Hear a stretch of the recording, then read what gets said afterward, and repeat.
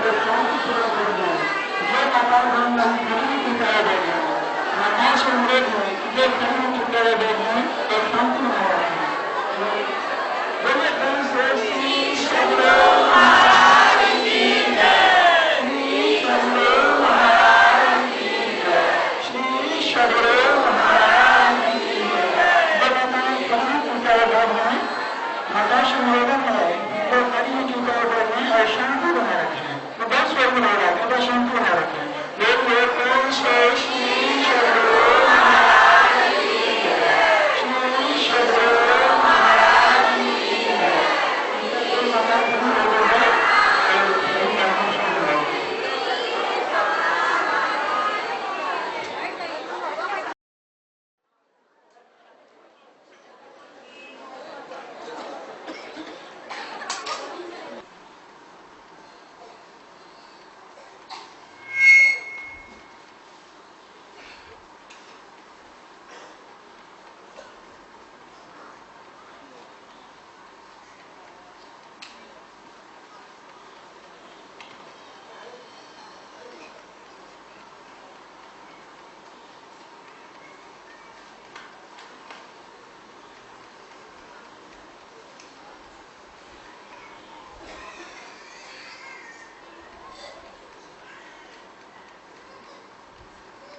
मंगल मूरति सद्गुरु मिलवैं सर्वाधार। मंगलमय मंगल करन विनवों बारंबार। धन्य धन्य सद्गुरु सुखद महिमा कही न जाय। जो कछु कहूँ तुम्हारी कृपा मोते कछु न बसा। समवेत समादरणीय सज्जन वृंद, आदरणीय माताओं तथा भक्तिमती बहनों,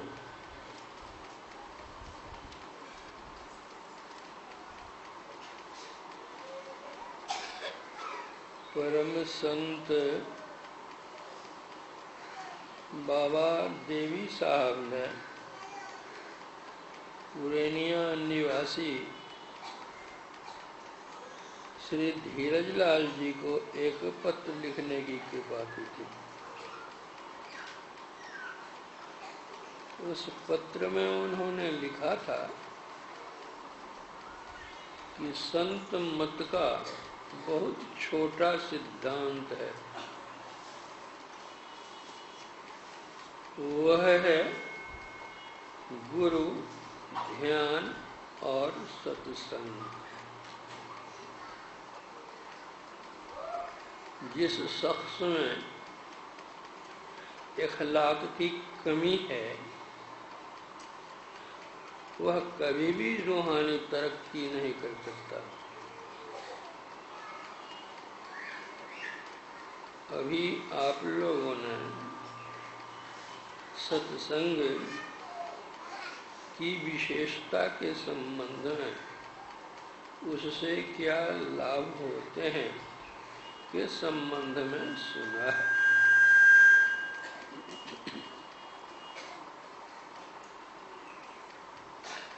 सत्संग से सद्ज्ञान होता है। सद्ज्ञान के अभाव में लोग असत ज्ञान में फंसे रहते हैं और सत्संग के अभाव में वे उन कर्मों को करते हैं जिसका परिणाम दुखमय होता है। इसलिए संत मत में सत्संग को बहुत महत्व दिया गया है। हमारे गुरुदेव ने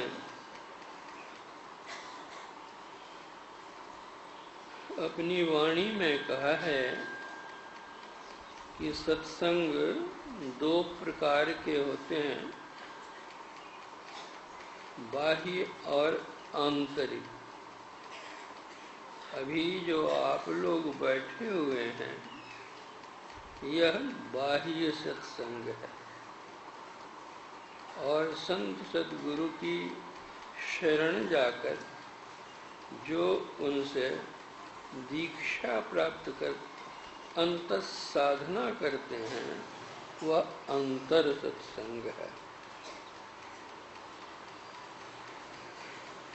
जिस काम का परिणाम बुरा हो वह नहीं करना चाहिए। किसी भी कार्य के करने के पहले सोच लेना चाहिए इसका परिणाम क्या होगा।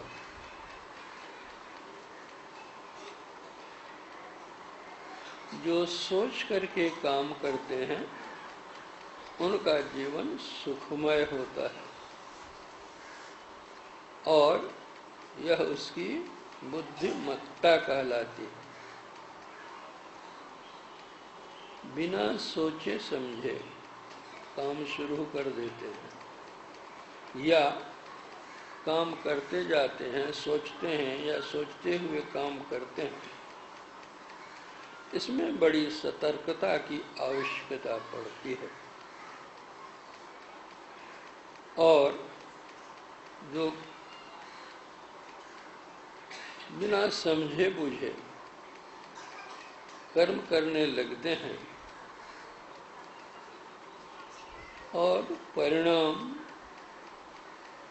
उत्तम नहीं होने के कारण दुखमय जीवन बिताते हैं, यह मूर्खता कहलाती है।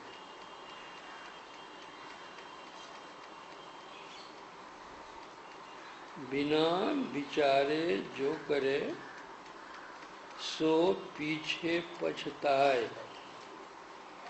काम बिगाड़े आपनो जग में होय हंसाए। जग में होय हंसाए चित्त में चैन न आवे। खान पान अरु राग रंग कछु मन नहीं भावे। कह गिरधर कविराय करम गति टरे न टारे। खटकत है दिन रैन किया जो बिना विचारे। त्रेता युग की बात है। मर्यादा पुरुषोत्तम भगवान श्री राम अपनी भार्या श्री सीता जी और अनुज लक्ष्मण जी के साथ जंगल गए हुए थे। जिस समय अयोध्या से वे जंगल के लिए प्रस्थान किए थे, उस समय भरत जी अपने ननिहाल में थे। ननिहाल से आने पर उनको पता चला कि पिता की आज्ञा का पालन करने के लिए श्री राम लक्ष्मण सीता जंगल गए हुए, बड़े दुखी हुए और उनको वापस लौटाने के लिए, मनाने के लिए जंगल चले। उनके साथ में गुरुजन, पुरजन, सज्जन, माताएं और चतुरंगिनी सेनाएं भी थी। जाते जाते जाते जहाँ मर्यादा पुरुषोत्तम भगवान राम निवास करते थे, जब उससे थोड़ी दूर पर पहुँचे तो चतुरंगिनी सेना के कारण उसके पदाघात से धूल उड़ती थी, वह गगन में छा गई थी। देखा गया कि इतनी धूल कैसे उड़ रही है, कोई अंधर नहीं, तूफान नहीं। पता लगाने पर मालूम हुआ कि भरत जी सौसैन्य आ रहे हैं।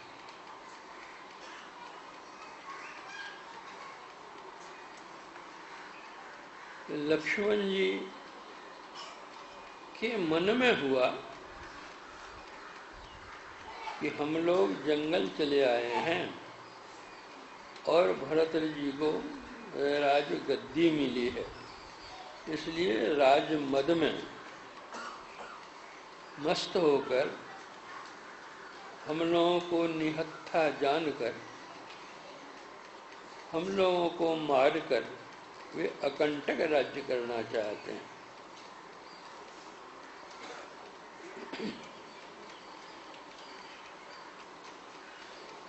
आवेश में आकर उन्होंने यहाँ तक कह दिया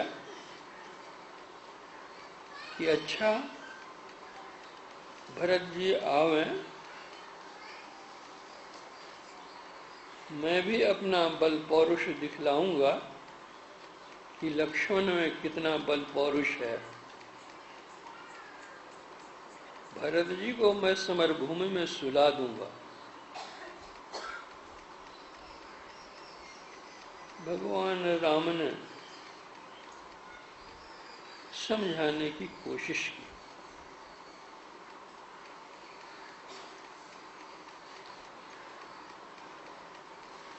कि भरत जी को राजमद नहीं हो सकता।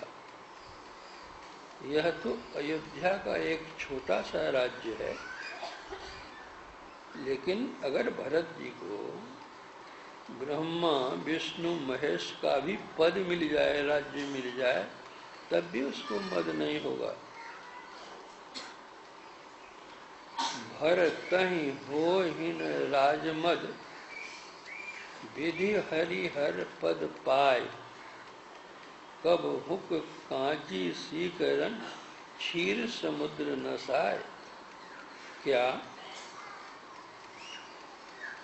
क्षीर समुद्र में अगर एक बूंद खटाई डाल दी जाए तो क्या उसको नष्ट कर सकती है? नहीं कर सकती है। उसी तरह भरत जी को अभिमान नहीं होगा राज पाकर के। इतने में ही आकाशवाणी होती है, अनुचित उचित काज कछु होई, समुझ करिए भल कह सब कोई।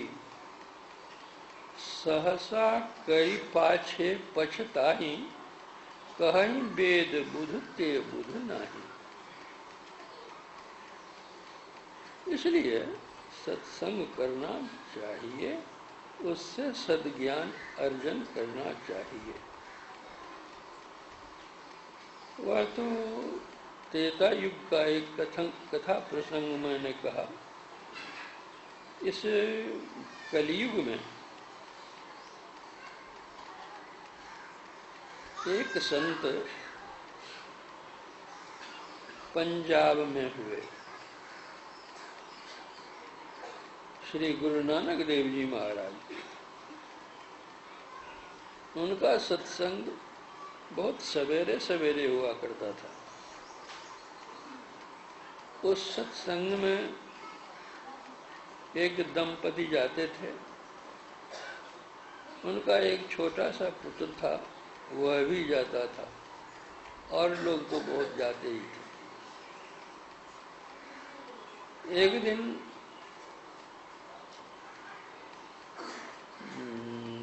गुरु नानक देव जी महाराज की मौज हो गई।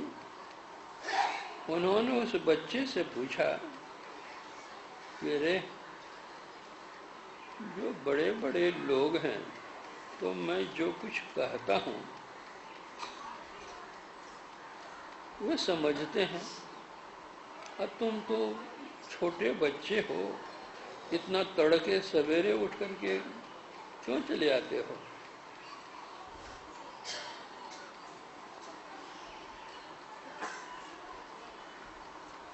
उस छोटे से बच्चे ने उत्तर दिया कि गुरु महाराज,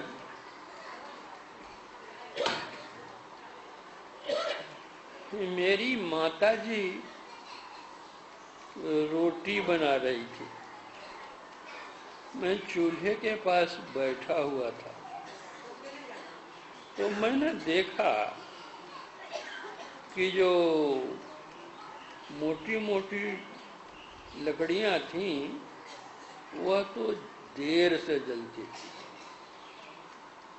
और जो पतली पतली टहनियां थीं वे जल्दी जल जाती थी। तो मेरे मन में हुआ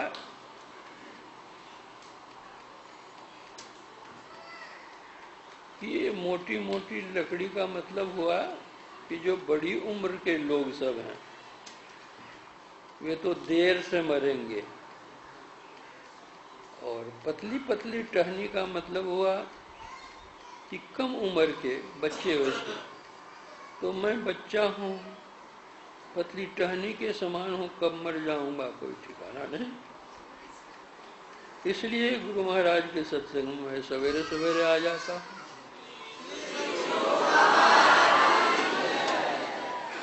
तो देखिए, सत्संग करने से एक छोटे से बच्चे को भी ज्ञान होता है। गुरु नानक देव जी महाराज ने कहा कि अरे यह बच्चा नहीं है, बुढ़ा है। और वह आशीर्वाद उनको ऐसा लगा कि उनके बाद उन्होंने 7 गुरुओं को तिलक किया, इतनी लंबी आयु हुई। तो हम लोगों को सत्संग करना चाहिए, सद्ज्ञान अर्जन करना चाहिए, सत्कर्म करना चाहिए, एक ईश्वर में आस्था रखनी चाहिए। जो ईश्वर में आस्था रखते हैं, एक निष्ठ होकर रहते हैं, उनका अनिष्ट नहीं होता है, और उनकी व्यवस्था भी भगवान करते हैं। अपने को पाप कर्मों से बचा करके रखना चाहिए। झूठ, चोरी, नशा, हिंसा, व्यभिचार, इन 5 पापों से बचकर रहना चाहिए, और अपने जीवन यापन के लिए कुछ न कुछ पवित्र कमाई अवश्य करनी चाहिए। इतना कहकर मैं अपने प्रवचन में विराम देता हूँ और आप लोगों को बहुत बहुत धन्यवाद देता हूँ।